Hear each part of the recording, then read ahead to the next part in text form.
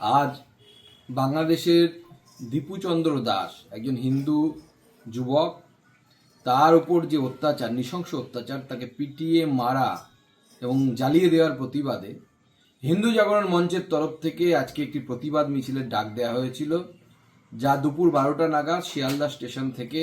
Bangladesh high কমিশনারের সামনে বা তার দিকে যেতে শুরু করে। আজ পশ্চিমবঙ্গ পুলিশ এবং পশ্চিমবঙ্গ পুলিশের বিশেষ করে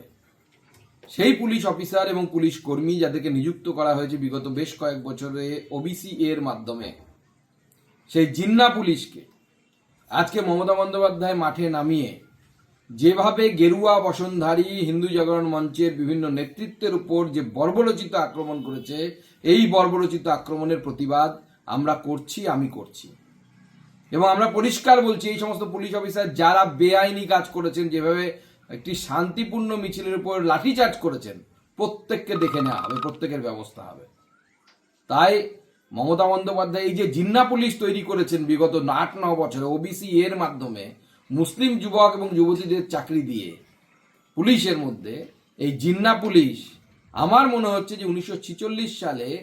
গ্রেট ক্যালকাটা কিলিংসের সময় যেভাবে সোহরাওয়ার্দীর নেতৃত্বে মুসলিম পুলিশ অফিসারদেরকে দিয়ে